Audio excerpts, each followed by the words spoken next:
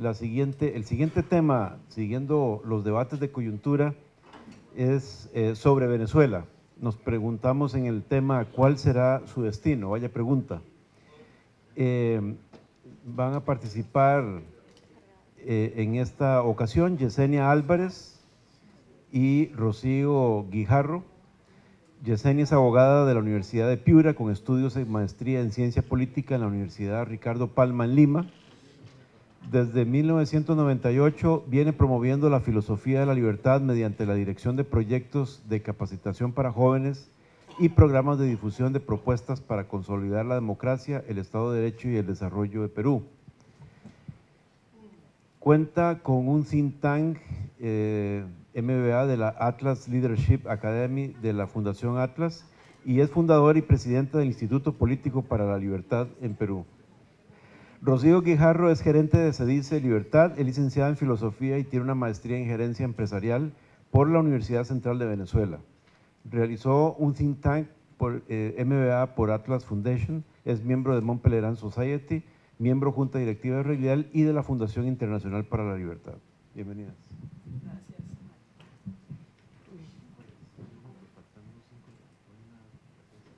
Ok, perfecto. Bien, buenas tardes. Es para mí un honor poder estar en este debate, en esta entrevista a Rocío, a quien admiro mucho y sé que ustedes también. A comienzos de años, en febrero, todos hemos sido testigos de cuál ha sido la situación de Venezuela, la indignación también en la que caímos al ser parte de gobiernos que se han mostrado con indiferencia frente a la realidad venezolana y además la impotencia con la que como ciudadana latinoamericana me siento en este momento respecto de la realidad venezolana. Entonces es para mí muy grato poder hacerles estas preguntas delante de ustedes y también poder canalizar las preguntas de ustedes y de algunos jóvenes peruanos que me dieron algunas ideas que querían saber sobre lo que está pasando en Venezuela. Entonces, con lo primero que quería empezar, Rocío, es, hemos visto esta situación en febrero, hemos visto cómo los gobiernos han sido indiferentes y la primera pregunta es, ¿qué es lo que se ha deteriorado desde ese momento hasta ahora, fundamentalmente en las libertades políticas y en el tema de los derechos humanos en Venezuela? Gracias, Yesenia. Para mí también es muy grato estar aquí contigo, que compartimos tanto trabajo e ideas y con la Reglial en este aniversario tan importante, sobre todo siendo parte desde los principios y desde el inicio de esta red tan importante para todos nosotros. Igualmente es muy grato estar aquí compartiendo con la Fundación Libertad, de la cual me siento parte desde su fundación, porque creo que con Roberto Brenes trabajamos muchísimo para que esto se diera y tanto que ha crecido también me siento muy satisfecha. Además quiero agradecer a Panamá, que se ha convertido en un centro, en un país que ha acogido a los venezolanos que están buscando su libertad y que ven que en Venezuela cada vez se restringe más y Panamá, así como Venezuela los acogió a los panameños hace unos años atrás cuando la dictadura de Noriega, ahora somos nosotros los que le agradecemos muchísimo a Panamá este cariño, este afecto y además me siento muy conmovida porque mi hijo también se vino a Panamá. Entonces yo a Panamá le tengo mucho agradecimiento porque, bueno, en Venezuela, lo que tú decías, Yesenia, estamos pasando por un momento muy difícil, ¿no? De que se ha incrementado, pero que a la vez no es de ahora. Han sido 15 años, casi 16 años, en un proceso de deterioro permanente por el régimen que ha vivido Venezuela desde que Chávez se instauró en el poder. Y, bueno, por supuesto, cada vez se deteriora más. El título de esta entrevista que tú me haces, Venezuela, ¿cuál será su destino? Yo espero que sea el destino de todos los socialismos, ¿no? Que terminan, que se acaban, que son muy sufridos y con mucho dolor para los ciudadanos, pero que terminan y permiten que las sociedades salgan a flote otra vez. Es el caso de Rusia, el caso de los socialismos, el mismo chileno que Cheche nos contaba ahora. Lamentablemente Cuba ahí está tratando, pero yo espero que nosotros no tengamos 50 o 60 años, Carlos Alberto, resistiendo. sí se ha deteriorado. Fue un momento muy importante para Venezuela el mes de febrero. No solamente fue febrero, fue marzo, fue abril. Cuando celebramos nuestro 30 aniversario, muchos de los colegas que están aquí presentes estuvieron en Venezuela y pudieron ver de primera mano las protestas, el movimiento estudiantil, los campamentos en toda la avenida cerca del sitio donde se hizo el evento, donde los muchachos pernoctaban frente a la oficina de las Naciones Unidas, pidiendo pues por Venezuela, alertando a las organizaciones internacionales. ¿Por qué los jóvenes llegaron el movimiento estudiantil en Venezuela ha sido ejemplo de la protesta? ¿Por qué? Porque no ven futuro.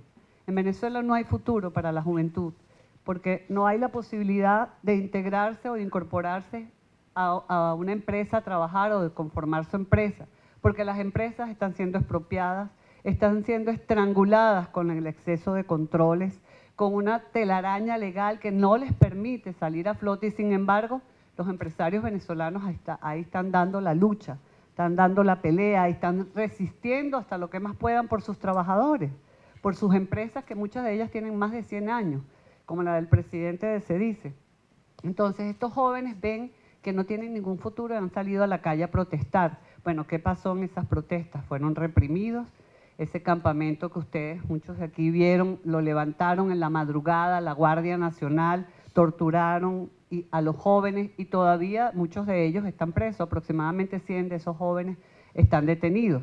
Y a partir de ahí, pues, fue también tomado preso Leopoldo López, quien asumió, pues, todo el mundo dice, pero ¿por qué se quedó y por qué se entregó? Bueno, él es un líder político, un líder que está planteando una salida para Venezuela, una salida en libertad. Bueno, creo que él se queda porque un líder tiene que quedarse para estar con su pueblo, con sus seguidores. Y ahí está detenido, tiene 3 semanas que no lo dejan ni siquiera salir a respirar ni a tomar el sol, lo tienen aislado, ni la familia ha podido irlo a ver. Entonces, bueno, el gobierno reprime, presiona y nosotros tratamos de que esos derechos humanos que están siendo reprimidos y violados en Venezuela sean la alerta para la comunidad internacional y se den cuenta de lo que están pasando en Venezuela, pero lamentablemente a veces los países ven más el negocio o el dinero que la calidad o los derechos humanos de los ciudadanos de los países se están violando, ¿no? De hecho, es la indiferencia cuando se elige a Venezuela como miembro del Consejo de Seguridad y recientemente con Leopoldo López, a pesar de que la ONU o la comisión de un grupo de la ONU de investigación sobre la tortura recomienda que lo liberen, no lo ha hecho así la Corte de Apelaciones en Venezuela.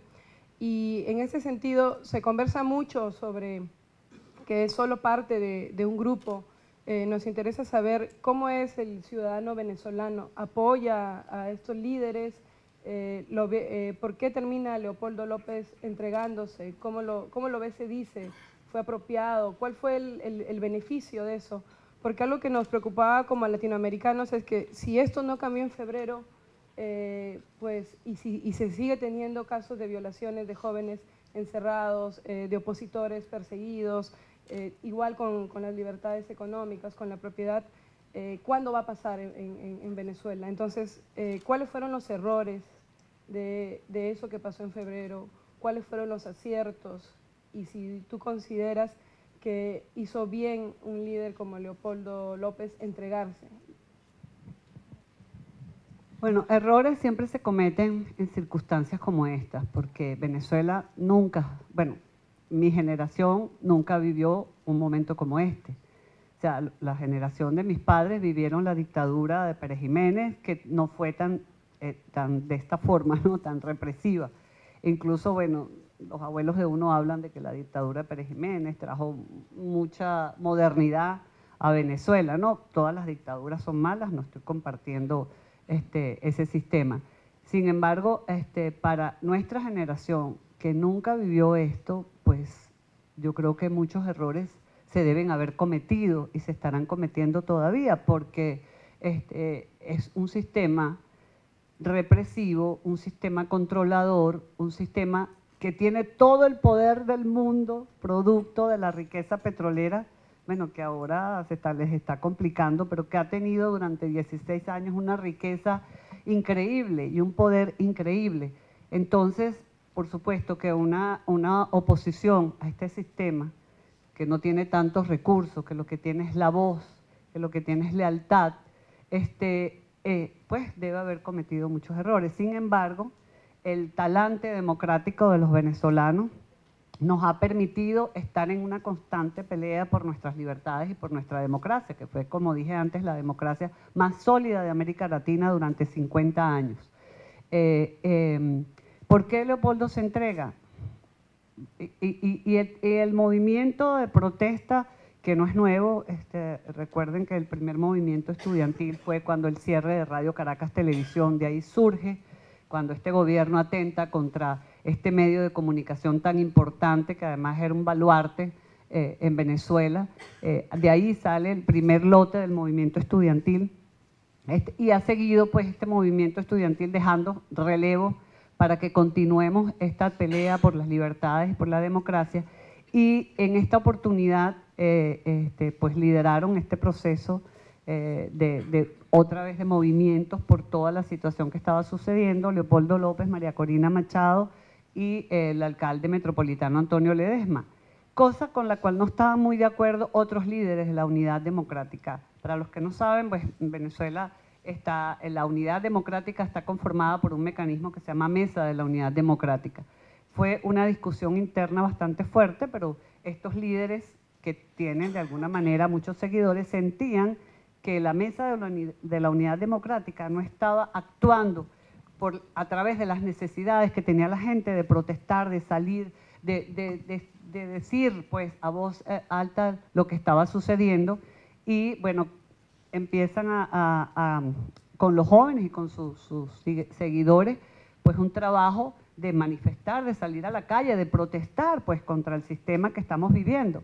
Y bueno, esto permitió unas protestas importantísimas, multitudinarias, no solamente en Caracas, sino en todo el país.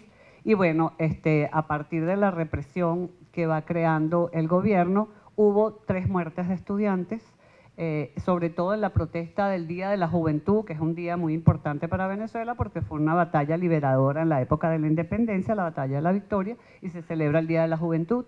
Y ahí pues mueren 2 estudiantes a través de la represión de la Fuerza Armada Nacional, y el gobierno acusa a Leopoldo López, a María Corina y a Antonio Ledesma como los culpables de la muerte de estos jóvenes, especialmente a Leopoldo López, cuando no hay pruebas en absoluto de que ellos sean los culpables, sino las pruebas que hay filmadas por los periodistas y por diferentes personas que estaban ahí.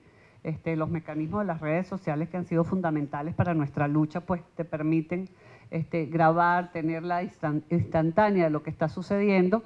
Pues el gobierno empieza a perseguir a Leopoldo López, ¿no? Y a María Corina también, tanto que le llega a quitar la investidura parlamentaria, pero a él lo persigue porque lo ve como el líder más aglutinador.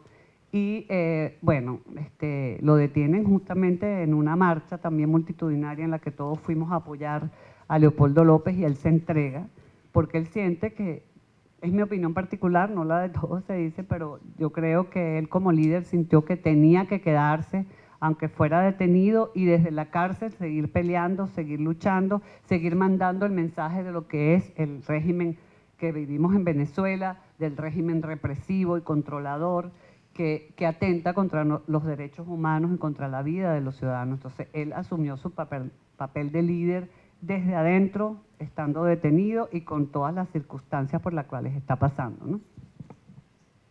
Bien, a mí me gustaría que si tienen algunas preguntas lo puedan ir preparando. Yo le hago una ahora a Rocío, o si ya tienen, Ricardo, ¿no? ¿Sí? Perfecto. Sí.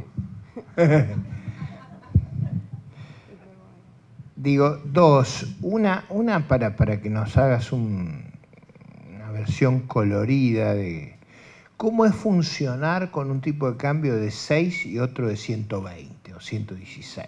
¿Cómo es eso? Yo no me puedo hacer a la idea de cómo funciona la vida cotidiana, es decir, cuando tenés que viajar. ¿Cómo es ese lío? ¿Cómo se escapan los bienes? cómo es el contrabando hacia afuera. Yo me lo imagino todo eso, pero digo, tú lo vas a contar de una manera más simpática y anecdótica que lo que yo me imagino, pero creo que todo nos va a informar de lo que es esa pesadilla, esa calamidad. Y la segunda, no para objetar, yo las admiro mucho a todos los líderes venezolanos. Yo tengo dos preguntas sobre la conducción política de la oposición. Primero, yo estuve en Venezuela bueno, tú lo sabes bien, varias veces trabajando con ustedes. A mí me parecía que una gran ventaja que tenían era la unidad de la oposición. Y me parece que las decisiones de febrero quebraron la unidad de la oposición. Y yo creo que en eso han pagado un precio muy alto, porque me parece que la unidad era una amenaza brutal para el gobierno y la fragmentación les ha dado margen al gobierno. Y la segunda, ¿por qué no pasar a la clandestinidad? Yo no digo que se fuera, para ir a la clandestinidad, para que la batalla sea más dura. Es decir, ¿por qué ir a entregarse mansamente a este régimen? Eso me es incomprensible desde afuera, pero digo, primero la fractura con Capriles por blando, y después hacer la blandura de entregarse, más allá de la admiración que a uno le causa el coraje de hacerlo, ¿no? Sí, bueno, yo creo que lo de Leopoldo, su decisión fue esa. Yo he hablado con los padres de Leopoldo, que son amigos desde hace mucho tiempo, y bueno, la decisión que él tomó luego de hablar con su familia era que se iba a entregar. Y bueno, es una decisión muy personal. O sea, podemos elucubrar cualquiera de las cosas, y la decisión partió de su decisión muy personal e individual de entregarse. Y sus padres, cada vez que hablo con la mamá, me dice, bueno, él lo que nos transmite es fortaleza, y yo me quedo aquí, y aquí voy a dar la pelea, y aquí, aunque me maltraten y me echen todas las porquerías que le lanzan por la ventana a los guardias, aquí voy a estar dando la pelea. Y su esposa es su voz fuera en el mundo, ¿no?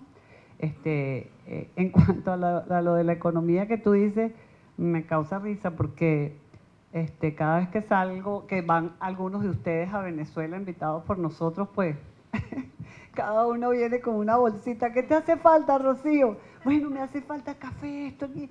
Y bueno, para mí este viaje a Panamá es un día de mercado, pues. Yo mañana voy a ir a hacer mi mercado en el supermercado, porque seguramente aquí voy a conseguir todo, además con una variedad, y voy a tener la libertad de elegir las cosas que necesito, como desodorante, champú, no sé si me pueda llevar jabón de lavar, pero trataré. Este es un problema serísimo lo que estamos viviendo los venezolanos en el ámbito económico. El tema de la escasez y el desabastecimiento no es mentira. La gente, cuando uno se los dice, cree que uno está hablando en broma, pero no es mentira. Sí tenemos una escasez y un desabastecimiento de los productos más importantes y necesarios de la cesta básica. Mi mamá tiene 90 años, usa pañales desechables de adultos, y no hay pañales desechables de adultos en Venezuela. Y de niños, la gente está racionada. Incluso una de las cadenas más importantes de farmacia, de drugstore, decidió autorregularse y poner un racionamiento en su cadena de abastecimiento, porque sentía que o sea, una tarea que es del Estado, pues, para que tú veas la presión y el miedo que tienen los empresarios en Venezuela. Si van los informales o los revendedores a comprar, eso no es un problema de la tienda ni de la farmacia, es un problema del gobierno, del Estado, o sea, son unos clientes normales y corrientes. Y esta cadena de farmacias decidió, bueno, racionar la venta de productos de a 2 por semana, bajo un régimen de que tú vas, te anotas, y ya si ya compraste esta semana, pues la otra semana es que puedes venir a comprar otra vez 2 de ese producto. Porque ellos sentían que estaban los revendedores y los informales comprando mucho para venderlo al precio normal, ¿no? Entonces, ese tipo de cosas están sucediendo en Venezuela. Bueno, la inflación, y les cuento ahora, son 4 tipos de cambio, Ricardo, que yo siempre le cuento a Ricardo. Está un cambio oficial que es de 6.30 bolívares, está un cambio de subasta que es 12, está otra subasta, esa primera subasta se llama SICAT 1, la segunda subasta se llama SICAT 2 y es a 50, y el cambio libre hasta ayer estaba a 120 bolívares por dólar. O sea, la tercera subasta es de 50 a 120, todavía el spread es una cosa exagerada. Los venezolanos no tenemos acceso a los particulares, porque esos mecanismos son para la empresa privada, para que pueda acceder a esas subastas y allí pues comprar, traer la mercancía, pagar a los proveedores, etcétera. Bueno, aquí está Source, que estuvo la semana pasada ya con empresarios venezolanos reunidos con el ministro porque le deben no sé cuántos millones de dólares y bueno, no sabemos si se los van a pagar o no. Y bueno, porque estos señores están jugando, tú sabes, así como cuando uno a final de mes y cobra el sueldo y dice, bueno, hoy pago esta tarjeta y el mes que viene pago la otra. Bueno, así está haciendo el gobierno en este momento. Yo, para poder acceder a esos dólares, que me tocarían a 12 de la subasta para la tarjeta de crédito que el gobierno le otorga a los viajeros, antes era un mecanismo mucho más sencillo, pero ahora es más difícil acceder a eso porque tiene que ser como con 2 meses de anticipación que tú obtengas tu pasaje, porque tienes que hacer una carpeta con el pasaje, el ticket electrónico comprado, y como ustedes saben, no les tengo que contar mucho, a partir de la deuda que tiene el gobierno con las líneas aéreas de más de 4.000 millones de dólares, pues los venezolanos no tenemos pasajes, no conseguimos cupos para viajar, es muy difícil salir de Venezuela en este momento. Si a mí no me mandan el pasaje desde el exterior, pues yo no hubiera podido salir aquí a este evento, porque es imposible conseguir cupos. Y las agencias de viaje están adoptando el mecanismo de, por supuesto, puedes comprarlo, pero en dólares. Entonces, pues en Venezuela no tenemos dólares. Y a 120, pues mucho menos. Entonces, cada vez se complica más la cosa, cada vez empeora más la cosa. Todos los índices que Yesenia por ahí me había preguntado, los índices de libertad económica, de libertad de expresión, de miseria, del doing business, cuál índice que ustedes quieran encontrar por ahí, you name it, como dicen los gringos, estamos en el último lugar.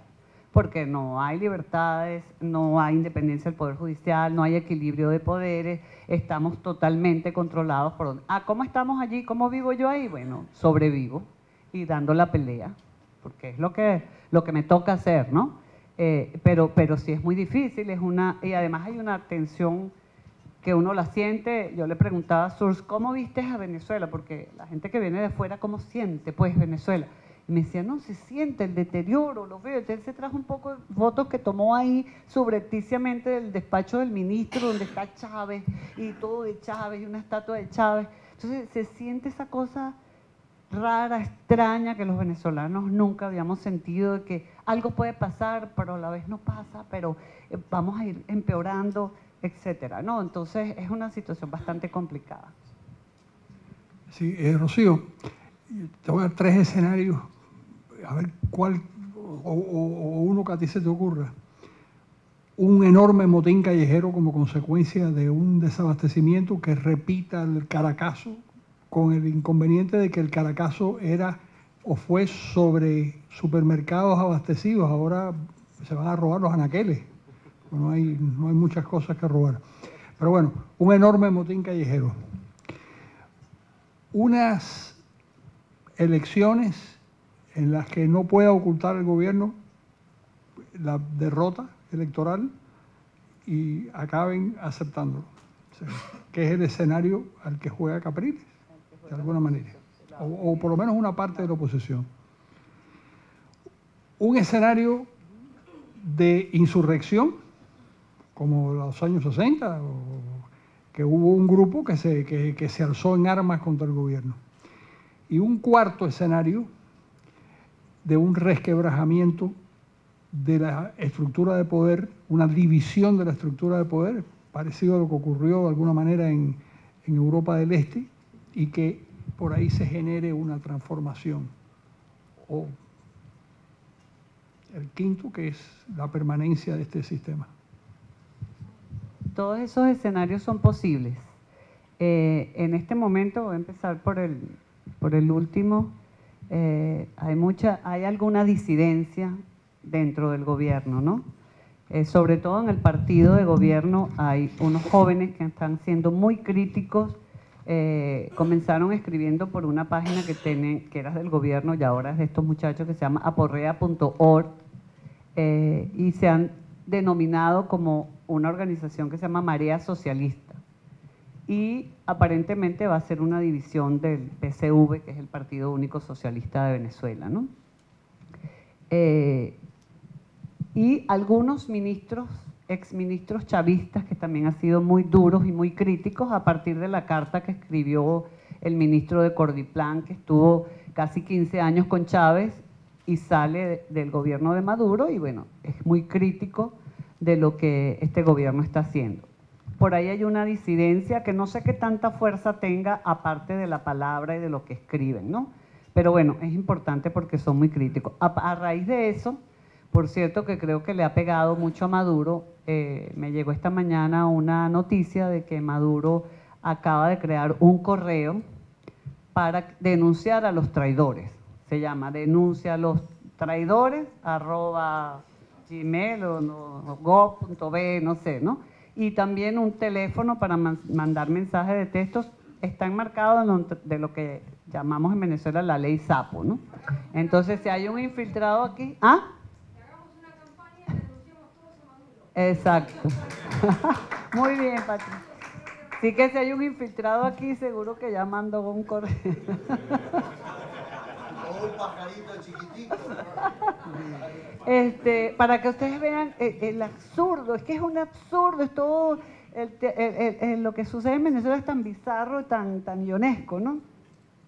El de que haya una posibilidad de una transición interna también puede ser posible, porque uno no tiene información de lo que está pasando adentro, pero adentro tiene que haber mucha tensión interna, ¿no? Muchísima tensión interna.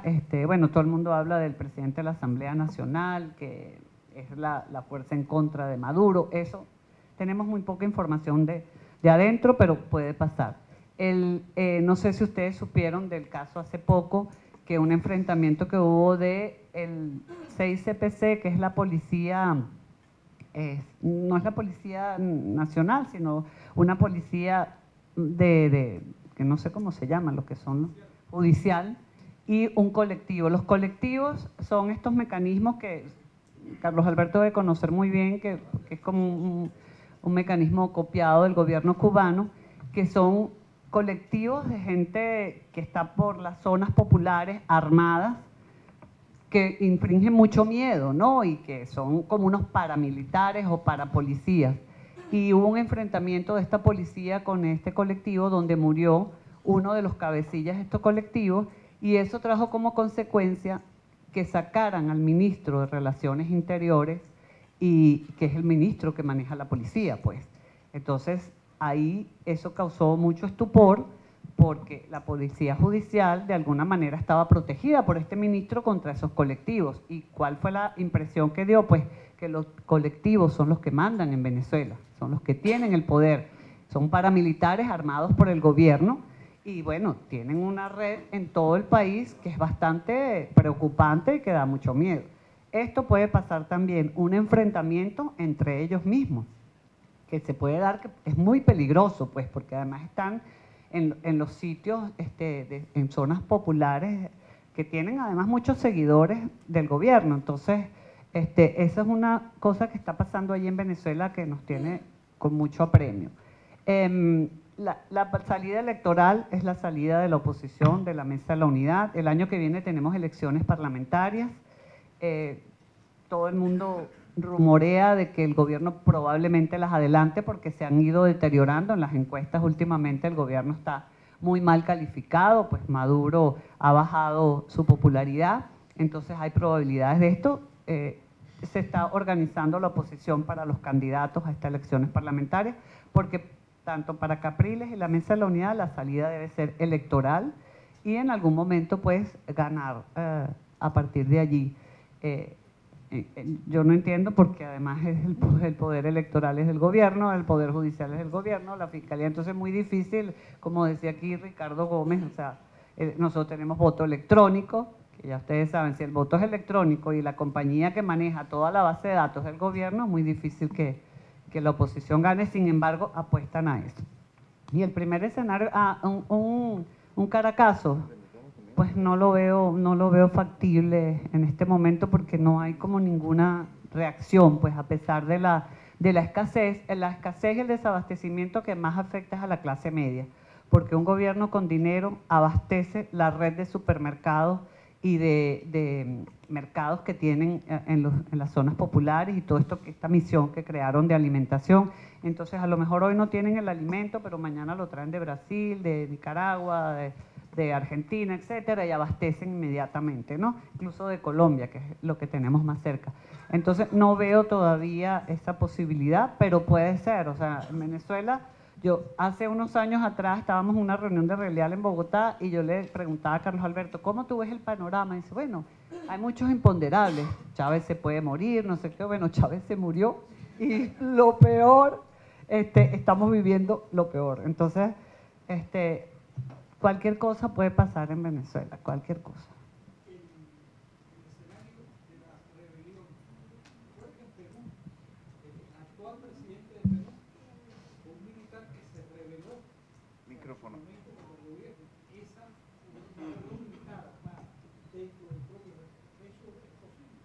En este momento no lo veo tampoco una rebelión militar, porque los militares están mejor que nunca en Venezuela.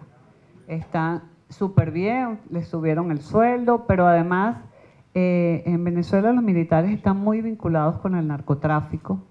Incluso están en la lista del Keeping Up que tiene el gobierno americano.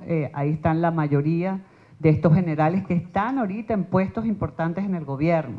Incluso les dicen el cartel de los soles, porque en Venezuela Chávez empezó a ponerle soles a todos los generales, y están muy vinculados con el narcotráfico. Muchos de los analistas dicen que parte del financiamiento del país está siendo por el narcotráfico. De Venezuela están saliendo avionetas con drogas, etcétera. Bueno, la guerrilla está ahí en Venezuela, ¿quién más la va a proteger? Sino Chávez la protegió, Maduro la sigue protegiendo. Entonces, no veo eso por los momentos, y además creo que de donde surge Chávez, que es el comacate, como les llamaban los comandantes, los mayores y los tenientes, no los vemos como con fuerza de que puedan salir a rebelarse o que estén organizados. Y los militares retirados que pudieran tener alguna información de lo que está pasando adentro, no la tienen. No saben lo que está pasando en los cuarteles en Venezuela en este momento. Entonces, la opacidad, no solamente que antes uno podía tener información por alguna vía, ahora lamentablemente no es así y bueno, no sabemos qué puede pasar. Bueno, y la diáspora, yo hablaba de lo de las gracias a Panamá, pero la diáspora de Venezuela es impresionante como nunca. Venezuela era un país de gente que salía a turistear, que no migraba. Ahora es un país que se ha convertido en un país de migrantes que están luchando a ver cómo salen, sobre todo los jóvenes, por supuesto. Yo digo que la cola más grande que hay ahorita en Venezuela, aparte de la de buscar alimentos, es la de apostillar los documentos. O sea, todos los muchachos están apostillando sus títulos, sus notas, etcétera, para ver cómo hacen para ingresar y incorporarse a una sociedad que les permita libertad, calidad de vida, trabajo y futuro. Oscar. ¿Yo? Fabio. Sí, mi pregunta es más o menos complementar a la pregunta de don Carlos Alberto Montaner. Sabemos que hay muchos brasileños trabajando con el PSV en las campañas especialmente, pero yo tengo contacto con gente que trabajó en la campaña de Capriles y me garantizan que Capriles ganó. Y que Capriles ganó la elección. Y que ganó, perdón. Y que, bueno, no quiso contestar el resultado para justamente evitar no sé, una guerra civil quizás. Pero si están en este nivel de fraudes electorales, si hay tantas evidencias, ¿cómo la oposición puede creer que todavía es posible vencer elecciones? Creo que es una situación bien distinta de Brasil, donde no hay evidencias concretas de fraudes en larga escala o fraudes sistemáticas. En Venezuela me parece que todos los órganos de control del proceso electoral están bajo el control del gobierno. En Brasil no llegamos todavía a este punto y espero que no lleguemos nunca. Pero en Venezuela, ¿cómo es la perspectiva de la oposición política frente a eso? Claro, no tenemos otra salida sino que apostar a la salida electoral. No tenemos recursos para armar gente, no tenemos recursos para insurreccionarnos, no tenemos recursos sino la protesta en la calle y la salida electoral. Porque no hay instituciones. Entonces, ¿cuáles son las perspectivas? Apostar a esa única salida que es lo que nos permitiría a nivel internacional también que los ojos del mundo se pongan en Venezuela, porque ya hemos agotado todas las cosas que se puedan hacer. Hemos salido a la calle, hemos protestado, hemos presionado, nos hemos tirado en el piso, etcétera, etcétera, etcétera. Y lo único que se puede apostar es a la salida electoral, que independientemente de que no haya las instituciones, a eso tienes que apostar, porque no tenemos capacidad ni recursos para otra cosa. Tú me preguntabas en la comunidad internacional. Bueno, la comunidad internacional está aquí sentada. La comunidad internacional se sienta con nosotros, se sienta con los chavistas, se sienta con los maduristas. Hay algunos que nos apoyan, como este sector de las Naciones Unidas que exige la liberación de Leopoldo, pero eso al gobierno le resbala, ¿no? La OEA, por favor, si votaron todos a favor de ahorita, o sea, el gobierno tiene comprado a Petrocaribe, a las Naciones Andinas, o sea,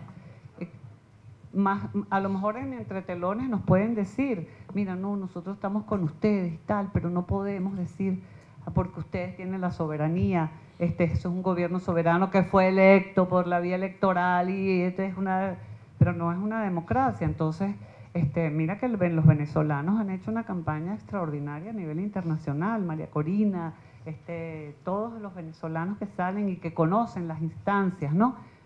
Pero es difícil, es muy difícil que los gobiernos pues se planten a decir Venezuela está pasando por un momento que no es democrático, Venezuela necesita el apoyo. Si se fotografían juntos, bueno, se acaban de fotografiar juntos ahí en una reunión de la Alianza para el Pacífico. O sea, ya está penetrada la Alianza para el Pacífico con el Mercosur. Entonces es complicado, no es la misma situación de hace 20 años, de hace 30 años, de hace 40 años. Ahora lo único que nos salva son, bueno, las redes sociales, que es un mecanismo que utilizamos, porque no les dije, pero en Venezuela el tema de los medios de comunicación también es crítico y grave. Como les comentaba, lo de Radio Caracas Televisión, que el gobierno expropió y todavía ni siquiera les ha devuelto las antenas que son de los dueños de esa planta. Y ahora se dieron cuenta del costo político que representó eso. ¿Y qué han hecho ahora? Han comprado a los medios de comunicación más importantes. Pues. Compraron Globovisión, acaban de comprar El Universal, que era uno de los periódicos más importantes y más serios de Venezuela, de 100 y pico de años de tradición. Compraron el grupo Últimas Noticias, que también era una cadena de periódicos populares muy vendidos. Y los otros medios que están autocensurados, censurados. Hasta uno cuando va a la televisión, a la radio, pues ya a la televisión no voy porque lo que hay es puro comprados por el gobierno. Uno mismo siente temor de decir algo que pueda perjudicar al periodista o que les corten la transmisión. O sea, en esa situación tan difícil, nuestra voz se ha ido minimizando, ¿no? Porque nos han ido estrangulando y las libertades se han ido extinguiendo. Entonces, ninguna libertad que ustedes me nombren, nosotros tenemos la posibilidad de resaltarla o de vivirla en Venezuela. Entonces, todo este cúmulo de cosas pues nos permiten que a través de las redes sociales, el Twitter, no sé qué, pero sin embargo en estos días unos muchachos tuiteros dijeron algo y pues les allanaron su casa. El presidente de la Confederación de Industriales de Venezuela en estos días declaró que el ausentismo laboral se debía, no sé si saben que además de todo tenemos epidemias, cantidades de epidemias. Ha venido un mosquito que se llama la Cunjunjunga, que nos lo mandaron la gente de Ernesto Selman a Venezuela. Y es un mosquito que, bueno, que da dolores reumáticos, fiebre 40, eso es una cosa peor que el dengue, y no teníamos acetaminofén, que es el único medicamento. Y este señor dijo en el periódico que dada esta enfermedad, pues había mucho ausentismo laboral. Bueno, el gobierno lo mandó a allanar su casa y se lo llevó detenido y lo mantuvo en interrogatorio durante 16 horas, porque alarmaba a la población diciendo eso. Bueno, el señor se fue un mes fuera porque se asustó. Entonces, ese tipo de cosas, el miedo. ¿Qué es lo que pasa en una dictadura? Pues viven del miedo.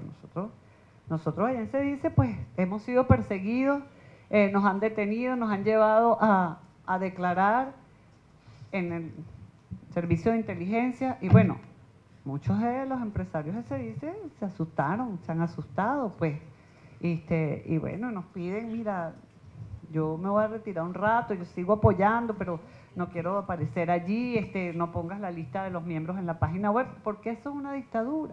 Así son las dictaduras, pues, y hay que cuidar a la gente que lo apoya a uno, hay que cuidar a las personas que están comprometidas con la libertad y que tienen una empresa, que tienen que cuidar a sus trabajadores. A mí me parece que eso es válido, que uno tiene que cuidarlos, pues, y respetar su decisión, ¿no?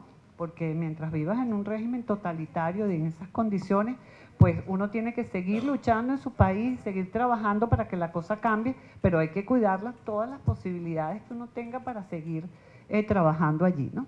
Una cosa, pero Rocío, el riesgo que yo veo es que esta vez el fraude que se necesita sea de una envergadura extraordinaria. O sea, yo creo que hasta la última elección el régimen tenía el 50%. Nos guste, no nos guste, nos parezca bien, nos parezca mal.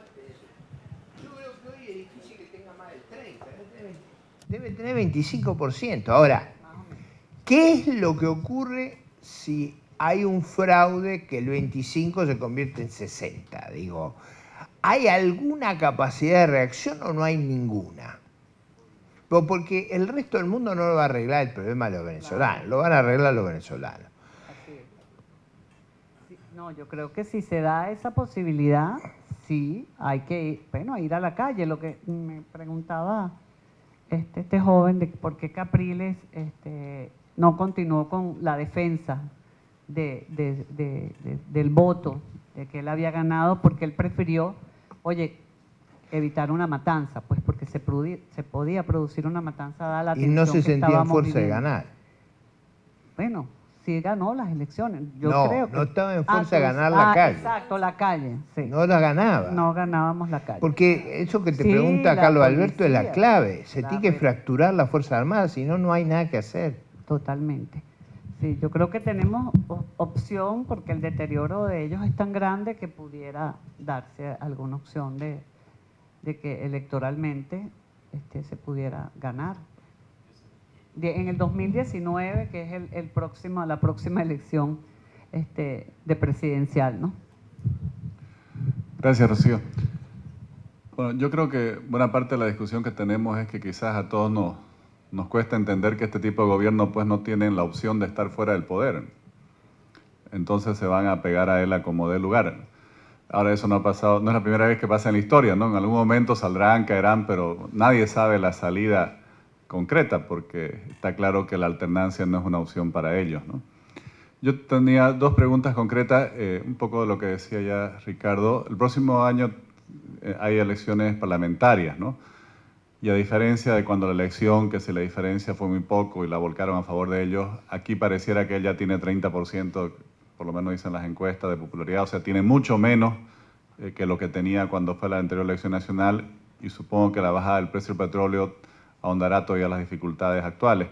¿Habrá forma de que la oposición o tiene opciones de articularse para enfrentar exitosamente esas elecciones, digamos?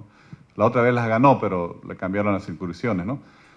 Y la segunda es, ¿cómo ves el rol de Capriles? Porque, bueno, Leopoldo está preso y creo que por más que algunos le critiquen que es blando, no veo otra referencia tampoco en la oposición capaz de, en algún momento, liderar, digamos, una opción para enfrentar, no sé si las siguientes elecciones o alguna situación de crisis que hubiera que afrontar, ¿no?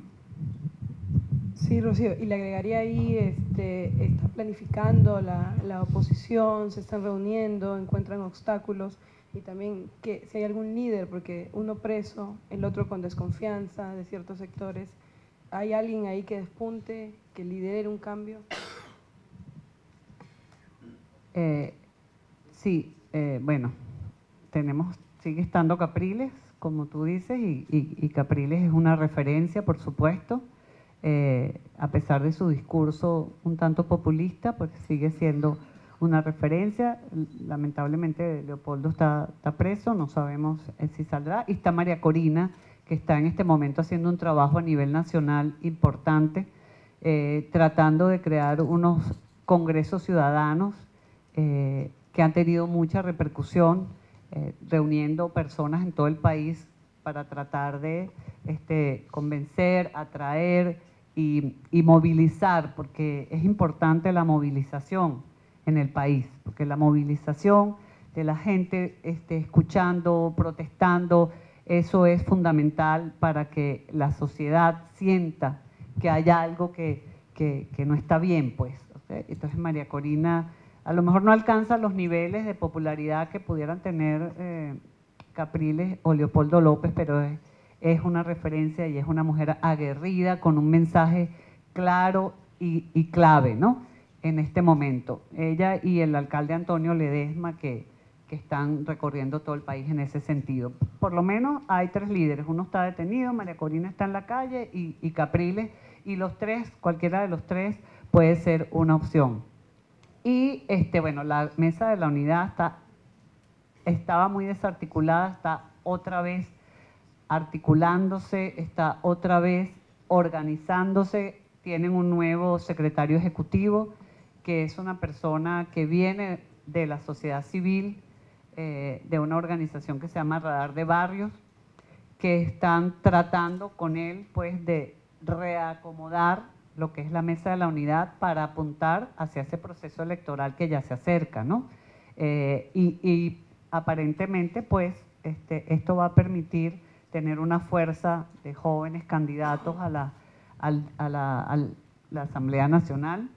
Esperemos que salgan los candidatos para saber quiénes son. En algunos lugares a lo mejor va a haber primarias, porque mucha de la gente de la oposición exige esto, y esperemos que vuelvan otra vez a tomar la fuerza. Yo no sé por qué nunca han podido ser una especie de concertación, como sucedió en Chile. No sé por qué nosotros no hemos logrado conformar eso, ¿no? Donde toda la oposición se una y se logre algo sólido, fuerte, con mucha posibilidad. Pues creo que eso, bueno, ahorita está en proceso, porque la verdad es que hemos tenido altas y bajas con nuestra oposición.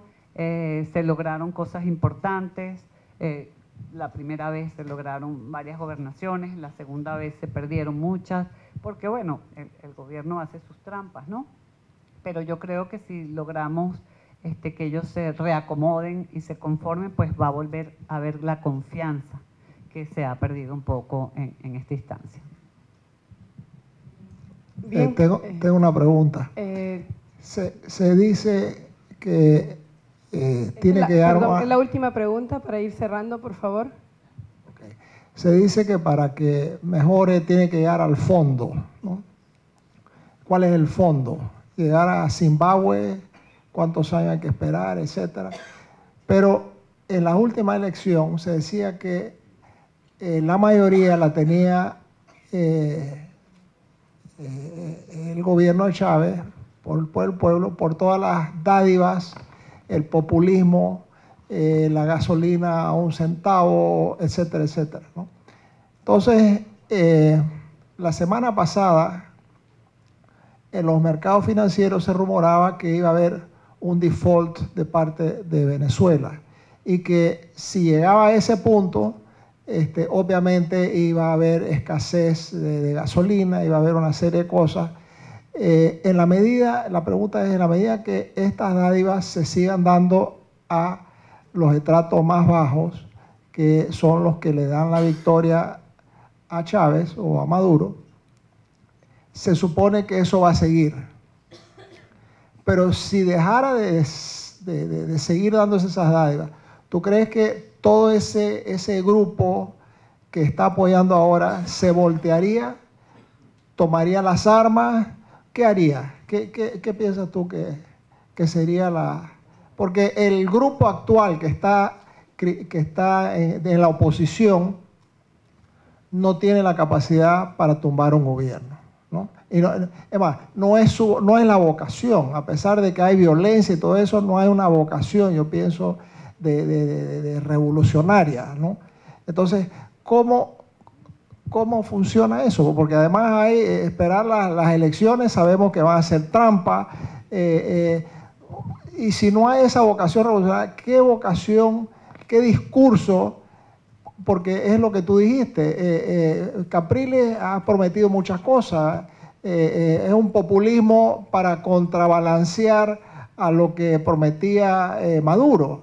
Entonces, ¿qué alternativa le queda para no entrar en las armas, solamente con discurso? Porque cuando tú dices el diálogo, etcétera, no veo cómo, si no hay populismo, si no hay con qué dar, es decir, ¿qué alternativa le queda a alguien que no quiere tomar las armas?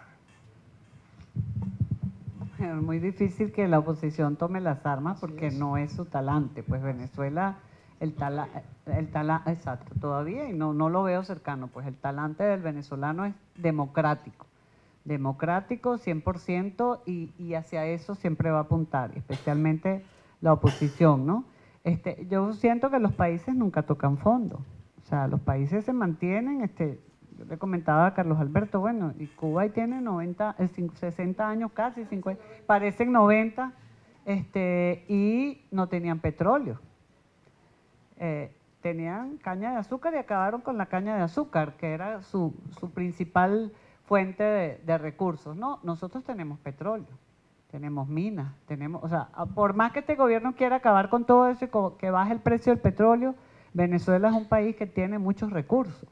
Y mal explotado, bien explotado, les tocó a ellos que el petróleo estuviera 100, que hubieran podido hacer de Venezuela un país de primer mundo y lo llevaron al peor país del mundo.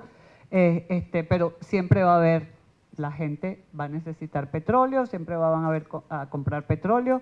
El presupuesto de la nación es a 60, cuando el petróleo estaba en 100, ellos han logrado tener ahí unos recursos guardados en no sé dónde, los tendrán los chinos, o los tendrán los bielorrusos, o no sé, pero siempre van a tener algunos recursos con que actuar. O sea, nosotros podemos tener a esta gente, quién sabe hasta cuándo, porque va a ser difícil que ellos salgan del poder. Cualquiera de esos escenarios que planteó Carlos Alberto puede ser una posibilidad, pero en este momento nosotros lo que tenemos es, según decía Hirschman, voz y lealtad. Nosotros no tenemos salida, yo no la veo cerca. A lo mejor mañana cuando llegue a Caracas hay una explosión y salimos de Maduro, no sé, porque esos imponderables nunca los podemos cuantificar ni visualizar, ¿no?